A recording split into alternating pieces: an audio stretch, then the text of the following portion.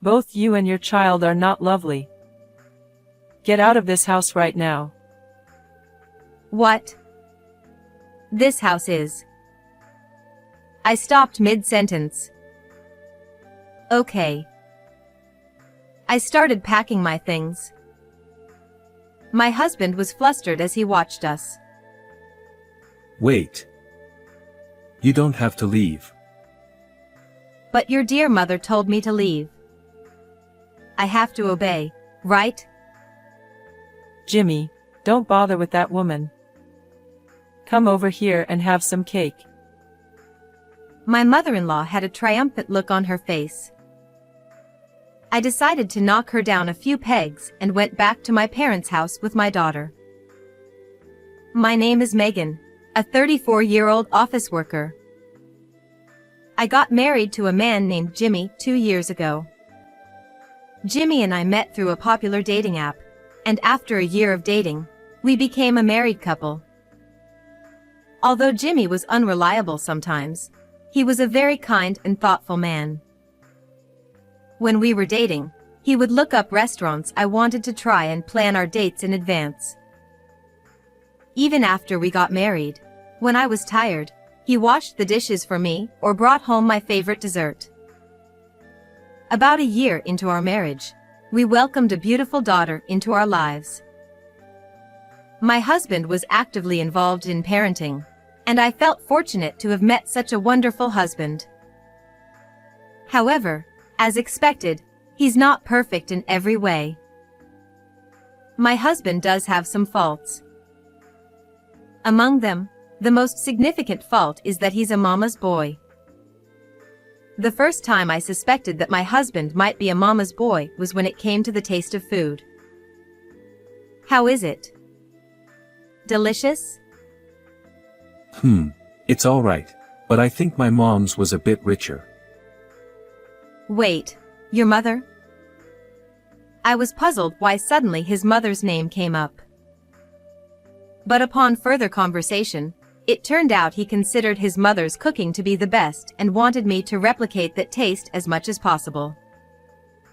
Since my mother-in-law's cooking seems to be generally rich in flavor, I've been trying to make dishes a bit richer as per my husband's request. Even when we go on trips, he always says, "What souvenir should we get for Mom?" He has a father too, so it's normal to think about what to get for parents, but my husband always starts with "for Mom." I suppose if I look at it from the perspective of valuing one's mother, it's a good thing. And I think there are quite a few men who could be considered mama's boys.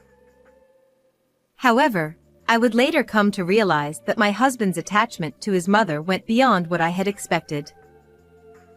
I'm thinking of living with my mom. Wait, why all of a sudden? Looks like my mom and dad are getting a divorce. What? Is that true? Apparently, it's because of my dad's affair. I can't believe it. My father-in-law was a kind person, but you can't judge people by appearances.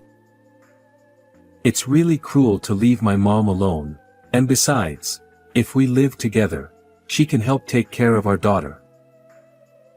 That does make sense. I'm currently on maternity leave, but with my mother-in-law's support, I might be able to return to work sooner. But I felt a bit uneasy about it. Does my mother-in-law really like me? Will we get along living together? I shared my honest feelings with my husband. Then my husband said, "Don't worry, it'll be fine. My mom has been praising you." I was surprised that my mother-in-law had been praising me. That fact made me happy, and I started thinking that we might get along well even living together. However, I soon realized that my thinking was too optimistic. My mother-in-law moved into the apartment where we were living, but she suddenly started to be rude to me. It kinda annoys me that you're living in such a nice apartment. Huh? Don't you ever forget that it's thanks to my son that you have your current lifestyle. I didn't understand why she was shouting at me. Well, my husband does put effort into his work and household chores, so I guess I'm grateful in a way. Her argument isn't entirely wrong, so I just quietly replied, "Yes. I'll keep that in mind." Humph. It's good to be obedient. After that, my mother-in-law would yell at me whenever there was something she didn't like. You're supposed to have ketchup with fried eggs. Why is there mayonnaise here? The bath water is too lukewarm. Set it hotter. And why isn't there any ice cream after the bath? Make sure it's stocked. Seriously, do it all yourself. And the reasons for getting angry are so ridiculous. Despite being at home all day, my mother-in-law hardly does any housework. I had hoped she would be more cooperative in taking care of our 1-year-old daughter, but she only helps when she feels like it and stops as soon as she gets bored. And what I came to realize for the first time after living together was that my mother-in-law's excessive doting on her son was worse than my husband's mama's boy tendencies. Jimmy, how was work today? It was really tough. My boss was a bit tense because it was busy, so I had to be careful. Oh my. That's unacceptable. Maybe I should protest against workplace harassment. Huh? Over something like that? It's okay, Mom. We have to have a big heart and forgive. My goodness. What a kind-hearted boy you are. You're like an angel. Calling a man in his 30s an angel. Ha, thanks Mom. But if I can't forgive anymore, I'll need your backup, okay? Of course. I feel sorry for his boss. Being protested against for harassment just based on my husband's mood swings. I quickly regretted moving in with my mother-in-law. Being stuck at home with someone like her was driving me crazy. That's why I decided to put my daughter into daycare and return to work. My mother-in-law got angry, saying, Why do you have to work too? But when I said, "You can spend the day alone at home, you know?" she seemed to find some advantages in it. Well, don't neglect the housework. She didn't get any angrier. Phew, what a hassle she is. You never know what will set her off. After I started working and had less contact with my mother-in-law, my stress level decreased a bit. But around a year after we started living together, another problem arose. It happened to be our daughter's 2nd birthday that day. We prepared cake, presents, and everything to celebrate, and we had a family birthday party for our daughter. However, our daughter had recently entered the terrible twos phase. It was perhaps the peak of it on her birthday. Look. It's a present. Open it up. My mother-in-law handed the gift to my daughter. No. But my daughter knocked it away. My mother-in-law was surprised, but she managed to hold herself back at that moment. Then, thinking that maybe the cake would work if the present didn't, my mother-in-law scooped up a bite of cake with a fork and tried to feed it to my daughter. Here you go. It's your favorite chocolate cake. No, I don't want it. But my daughter pushed it away with her hand once again. Then, a bit of cream flipped and landed on my mother-in-law's forehead. That triggered her, who has a short temper, and she exploded in anger at my 2-year-old daughter. Will you cut it out? You're getting too cocky just because I'm being nice. My daughter burst into tears at the sudden outburst. What are you doing? She's scared. I hurriedly pulled my daughter close to protect her. Shut up. She's such an unlovable grandchild. Then you're an immature grandmother. What did you say? Normally, adults don't use such words on a 2-year-old. Shut up. You're such an insolent daughter-in-law. Can't you control that mouth of yours? As we argued, my husband jumped in. Cut it out. Don't insult Mom. What? Are you taking your mother's side in this situation? Normally, you should take your own daughter's side, shouldn't you? You can make as many children as you want. But there's only one mom in this world. That's despicable. You're saying it as if it's some kind of profound quote, but it's garbage. Hey. Stop talking bad about Jimmy. You and your child are not lovable. Get out of this house right now. What? This house is. I stopped mid-sentence. Okay. I started packing my things. My husband was flustered as he watched us. Wait. You don't have to leave. But your dear mother told me to leave. I have to obey, right? Jimmy, don't bother with that woman. Come over here and have some cake.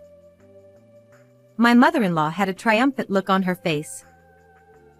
I decided to knock her down a few pegs and went back to my parents' house with my daughter.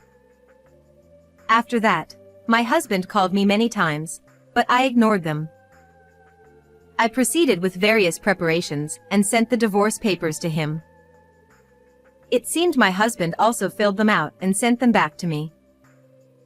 I promptly submitted them to the city hall. Then, I called my ex-husband. Hello. I submitted the divorce papers, so thanks for filling them out. Ah, so it's okay, it's fine for me and Mom to keep living in this house, right? Since you are the one who decided to leave here with our daughter. Fine by me, as long as you pay the rent properly. Ha, well, of course I will. This apartment is rented under your name, so I was a bit worried when you moved out the other day. But if I think about it calmly, all I need to do is change the name on the lease, right? Thanks for providing a comfortable living space for me and Mom. That's good to hear. By the way, how much is the rent here? All right then. How about $1,500 for the rent? Ha! What are you talking about? Stop joking and tell me the actual rent price. I'm not kidding. Because I'm the landlord. Ha! We talked about this when we got married, didn't we? I made quite a bit of money from stocks in the past, and I used that to buy that apartment. You just assumed it was a rental property. My ex-husband seemed to be completely stunned and fell silent. If $1,500 for the rent is too much for you, I'll put it up for sale properly. That apartment will sell quickly. Wait. If you do that, where will my Mom and I live? I don't know. Just leave quickly. Otherwise, I'll report it to the management company. With that, I hung up the phone. Then I blocked my ex-husband's number. Afterwards, I demanded child support payments from my ex-husband through a lawyer. According to the lawyer, my ex-husband lost so much weight. Well, it must be mentally and financially tough to support both my ex-mother-in-law and pay child support. By the way, apparently my ex-mother-in-law also attended the discussions, and both my ex-husband and ex-mother-in-law were just blaming each other, saying, "It's your fault," non-stop. It's surprising how quickly the relationship between such a closely knit parent and child can fall apart when money and a lavish lifestyle are lost. Or rather, perhaps they were just only superficially connected. Well, it doesn't really matter to me anymore. On the other hand, the apartment sold for unexpectedly high, so I've saved all of it for my daughter's upbringing. Right now, I'm living with my parents, relying on them, and working hard. I want to be in a relationship again at some point, but right now, my top priority is earning as much as I can for my precious daughter.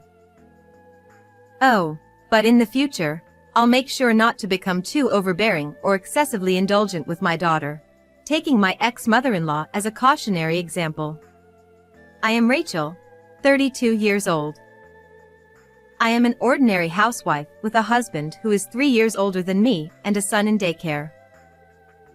Though I am a housewife, I also work hard at my job, having a very busy daily life. One day, there was a welcome party for new employees at my company, and I attended as well. On the way back from the party, I was suddenly stopped by a police officer. I had been obeying the speed limit and traffic lights, so I was puzzled as to why I was being stopped.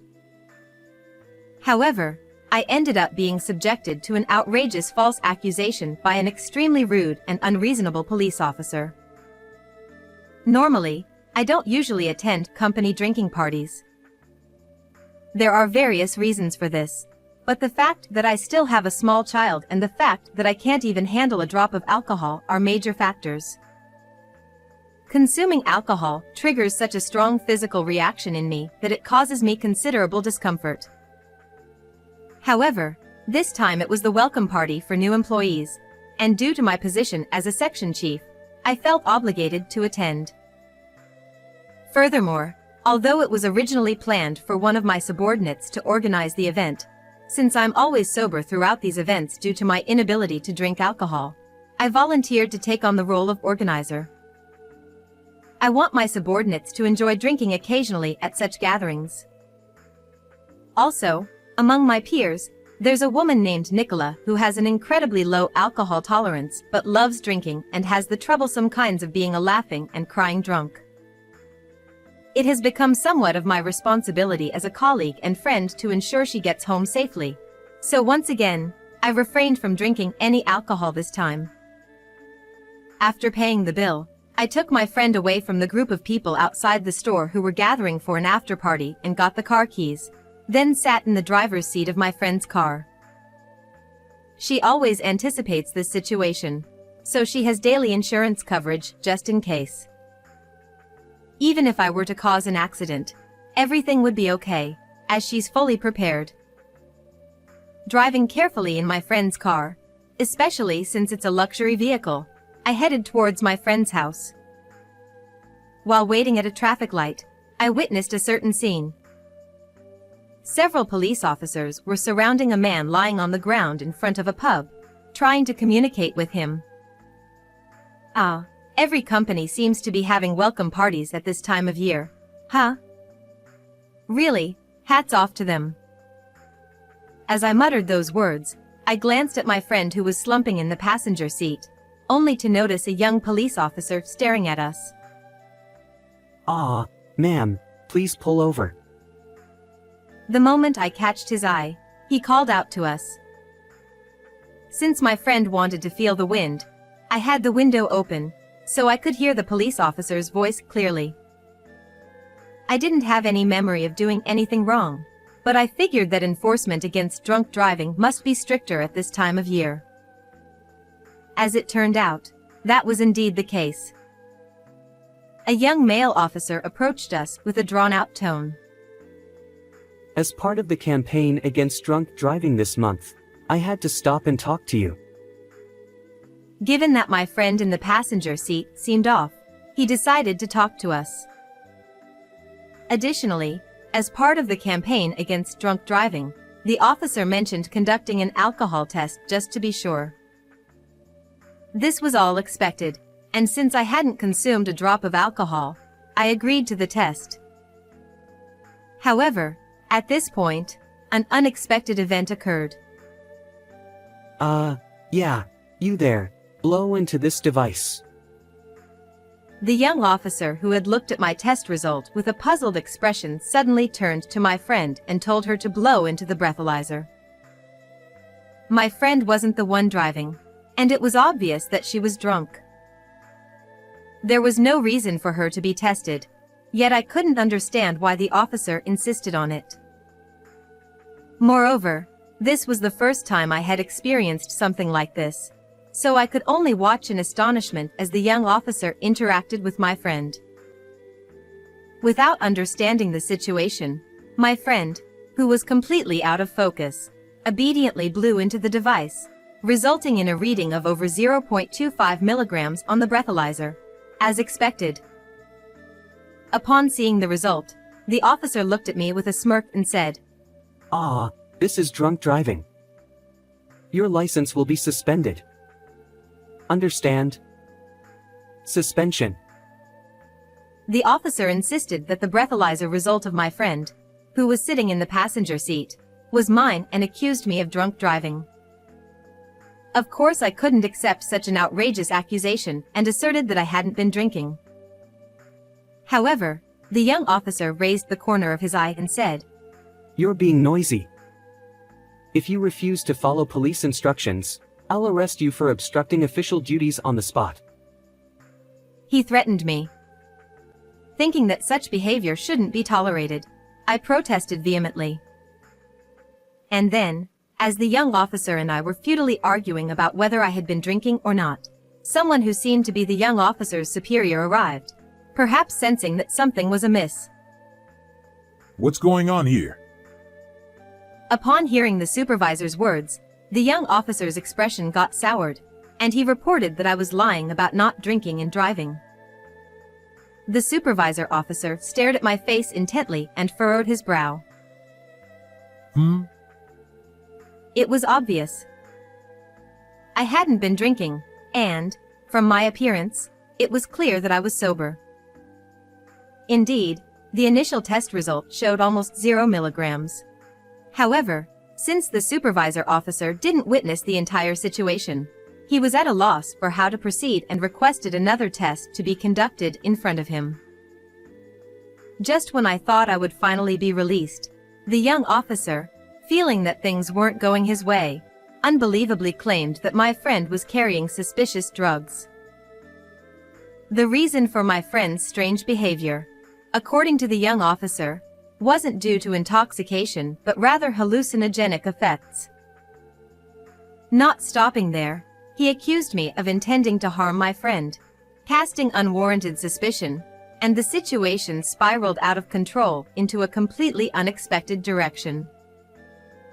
Since my friend wouldn't do anything like that, and there was no evidence to support such a sudden accusation, it was painfully obvious that the young officer was just fabricating a lie out of thin air.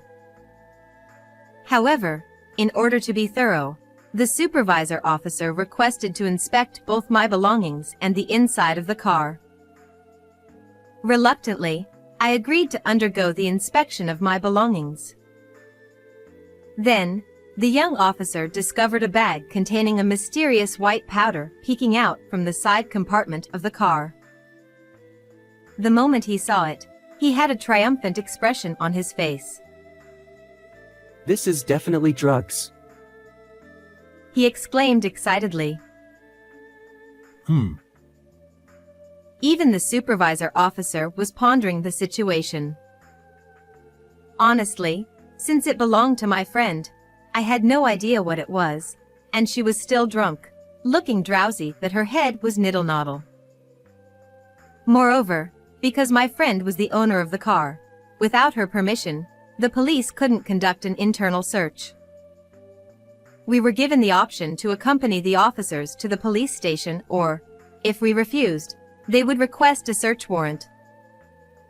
Furthermore, as the young officer loudly declared, "It's drugs," other officers who were dealing with a drunken man lying by the roadside also gathered, making the situation even more chaotic. Caught in a situation where nothing made sense anymore, the young officer began to make a fuss about arresting us on the spot. Feeling like things were getting out of control. All right then. Shall we go to the police station? I responded more calmly than I thought. Making a scene here won't solve anything, and I have a lot to say about the false accusation of drunk driving earlier.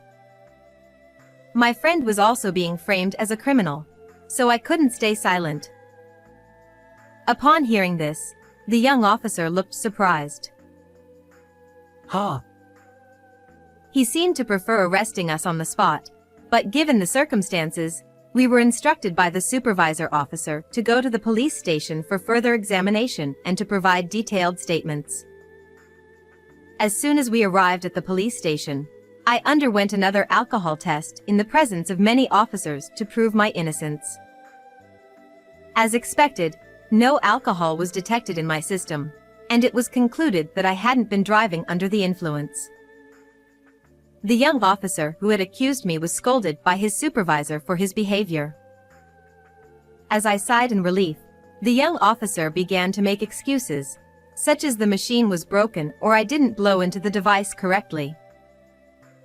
In the end, he resorted to fabricating lies, such as accusing me of attempting to steal belongings from my intoxicated friend. The other officers seemed to understand that these were lies, but the young officer was too agitated and uncontrollable. We left the pub at 9:30 p.m., and it's already past 10 p.m. I told my husband that I would be home by 11 p.m., but it seems impossible now, and I'm starting to get frustrated. My friend was getting sober, noticing something's wrong, and was checking what's happening. We are innocent.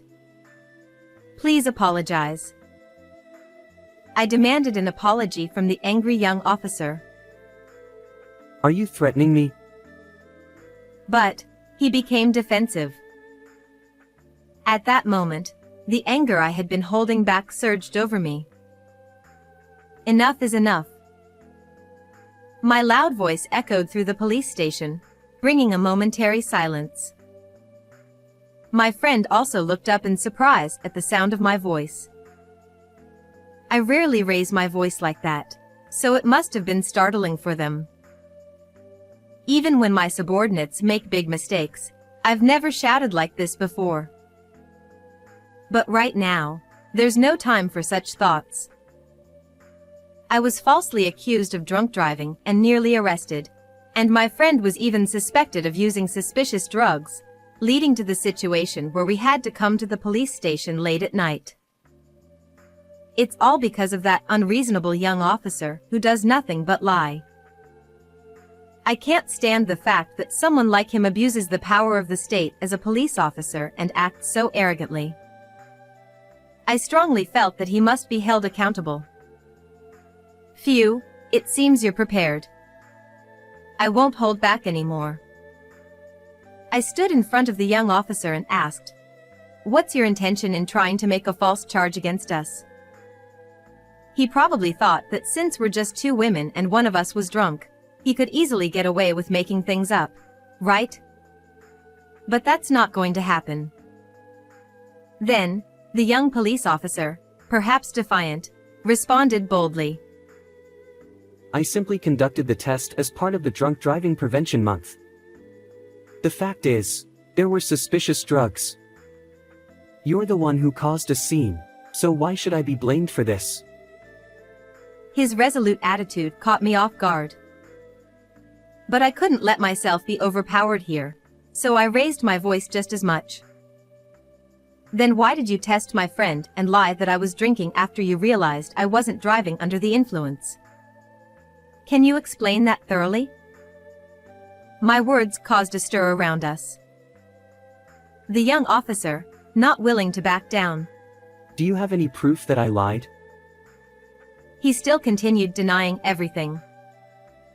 As I pondered how to recreate the situation, Our car has a dashcam that also records the interior. Could you check that, please? Nicola hesitantly spoke up. It turns out, she had invested in a high-quality dashcam for the luxury car. She chose such a product not only for security but also to capture any incidents that might occur inside the car. She believed this could serve as evidence. My friend mentioned that she doesn't remember the incident because she was too intoxicated at the time, but she believed me and trusted that I wouldn't lie. She also said she would explain about the car interior inspection and the drugs in question. Although she was intoxicated until a while ago, this situation seemed to have sobered her up to some extent. The situation suddenly shifted, with the officers bustling around for inspections and whatnot. Then, the young officer exclaimed, Such heinous criminals should be arrested on the spot. Surely, even if he found himself in a disadvantageous situation, he must have felt he couldn't back down anymore. In response, I protested once again. Please tell me the reason for the arrest. What are the charges? Upon hearing that, the young officer stumbled over his words and fell silent. There wasn't a single reason they could arrest us. In such a situation, the only option left might be an on-the-spot arrest, but we weren't causing any trouble, and we were complying with the voluntary inspection. The other officers, who were beginning to realize that the young officer was lying, were trying to calm him down. We need to confirm the facts first. However, they were sending looks of either disbelief or coldness. The young officer started trembling and eventually burst into tears at that. Afterward, we underwent questioning and inspections at the police station for a while, and before we knew it, about an hour had passed. Thanks to my friend's cooperation, things proceeded smoothly.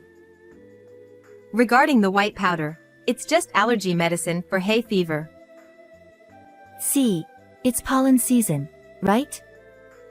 I've always had severe allergic rhinitis, so I always carry it in my car or bag. My friend explained it that way. The name of the medicine's ingredients was printed small at the bottom of the bag, and just to be sure, we had it tested, but as expected, it came back negative. Since there was nothing suspicious found during the car search, and I was the one driving, we were able to completely prove our innocence. Regarding this, I received an apology from his supervisor. I sincerely apologize for the significant inconvenience caused on this occasion. It's late today, so I'll visit with the director tomorrow to offer our apologies once again. However, the young officer still refuses to admit his wrongdoing and insists. This must be some kind of mistake. There must be some oversight. I couldn't stand it any longer. If you insist on that, then let's go to court. Insulting me, threatening me, negligence of duty, and fabricating information. Let's leave it to the law to decide which side is right, as befits a nation governed by the rule of law. With that, even the young officer couldn't say anything more. Just when I thought we were finally free, it was almost midnight, and as I exchanged glances with my friend, I let out a deep sigh. While my friend hadn't completely sobered up yet, I was helping them back to the car when that young officer came running after us and called out. I turned around, thinking he had more complaints, but to my surprise, his face had turned pale. I heard from those who interviewed you. Is your husband a lawyer? I was wondering what he was going to say, and then he came out with something like that. Yes, that's right. I'll tell my husband everything about this incident, and we will definitely sue you.